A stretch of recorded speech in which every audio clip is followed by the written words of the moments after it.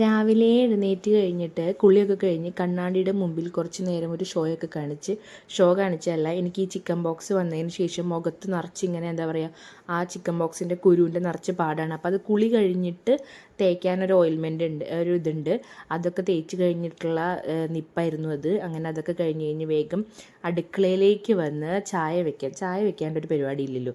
അങ്ങനെ വേഗം ചായയൊക്കെ വെച്ച്, പിന്നെ ഇന്നലത്തെ ദോശമാവൊക്കെ നല്ലതുപോലെ പൊന്തി വന്നിട്ടുണ്ടായിരുന്നു, അതൊക്കെ കുറച്ച് മാറ്റിയെടുത്ത് ഫ്രിഡ്ജിലേക്ക് വെച്ചു. ഞാൻ ഈ ഒരു പാത്രത്തിലാട്ടോ ഫ്രിഡ്ജിലേക്ക് വെക്കുന്നത്.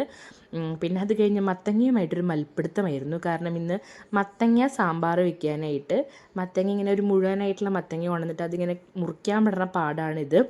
പിന്നെ ഒരു ഇതെന്ന് വെച്ചിട്ടുണ്ടെങ്കിൽ ഈ ബാക്കിയുള്ള മത്തങ്ങ കേടാവാണ്ടിരിക്കാനായിട്ട് ഫ്രിഡ്ജിൻ്റെ ഉള്ളിൽ വെച്ച് കഴിഞ്ഞിട്ടുണ്ടെങ്കിൽ അതിൻ്റെ ഉള്ളിൽ നിന്ന് ഇങ്ങനെ ഒരു ചീഞ്ഞ പോലെ വരില്ല. അപ്പോൾ അതിൻ്റെ ഉള്ളിലുള്ള കുരുവൊക്കെ ഇല്ലേ, അതൊക്കെ അതിൻ്റെ ആ പൾപ്പൊക്കെ കളഞ്ഞിട്ട് നല്ലതുപോലെ ക്ലീൻ ചെയ്ത് ഫ്രിഡ്ജിൽ വെച്ചിട്ടുണ്ടെങ്കിൽ കുറേ കാലം കേടാവാണ്ടിരിക്കും കേട്ടോ.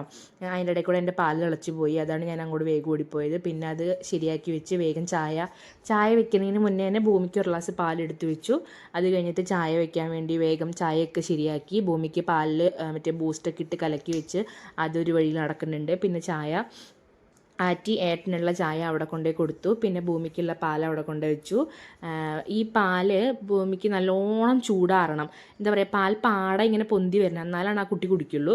പിന്നെ അത് കഴിഞ്ഞ് ഞാൻ എൻ്റെ ചായ കുടിച്ചിട്ടില്ല, ചൂടാറാൻ വേണ്ടി വെച്ചപ്പോഴത്തേക്കും അലക്കാൻ കുറേ തുണികളുണ്ടായിരുന്നു, അതൊക്കെ കൊണ്ടുപോയി വാഷിംഗ് മെഷീൻ്റെ അവിടെ കൊണ്ടുപോയി വെച്ചു. പിന്നെ ഞാൻ ഇന്നലെ വൈകുന്നേരം ഹാളിലത്തെ കർട്ടനുകളൊക്കെ എടുത്ത് മുക്കി വെച്ചിട്ടുണ്ടായിരുന്നു. അതിൻ്റെ ഇടയിൽ കൂടെ ചേട്ടൻ എന്നോട് അപ്പുറത്ത് നിന്ന് എന്തോ വർത്താനം പറയുകയാണ്, ഞാൻ അതിനുള്ള മറുപടിയൊക്കെ പറഞ്ഞുകൊണ്ടിരിക്കുകയാണ്. അങ്ങനെ ഈ കർട്ടനുകളൊക്കെ തല്ലി അലക്കാനും വാഷിംഗ് മെഷീനിൽ അലക്കാനും ഭയങ്കര പാടാണ്.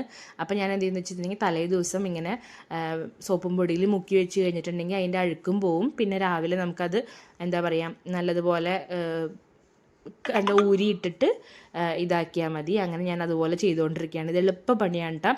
എപ്പോഴും ഈ കർട്ടനൊന്നും തല്ലി അലക്കാനൊന്നും പറ്റുന്നില്ല, അതിൻ്റെ ഭംഗിയും പോകും. പിന്നെ ഒരു പൂട പോലത്തെ ഒരു സാധനം പൊന്തുകയും ചെയ്യും.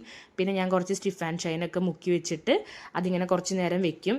അതൊക്കെ കഴിഞ്ഞ് ഞാൻ പുറത്ത് വന്ന് നോക്കിയപ്പോഴാണ് ഏട്ടൻ ഈ മറ്റേ ചെടി ഫ്രണ്ട് ഭാഗം ഒന്ന് വൃത്തിയാക്കാൻ വേണ്ടി നിൽക്കുകയാണ്. അപ്പോൾ കുറേ റോസൊക്കെ ഇങ്ങനെ എന്താ പറയുക കട്ട് ചെയ്യാൻ വേണ്ടി നിൽക്കുന്നുണ്ടായിരുന്നു.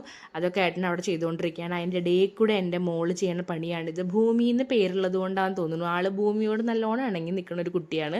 കാരണം ചെളി, മണ്ണ്, അതൊക്കെയാണ് ആൾക്ക് ഏറ്റവും ഇഷ്ടമുള്ള കാര്യങ്ങൾ.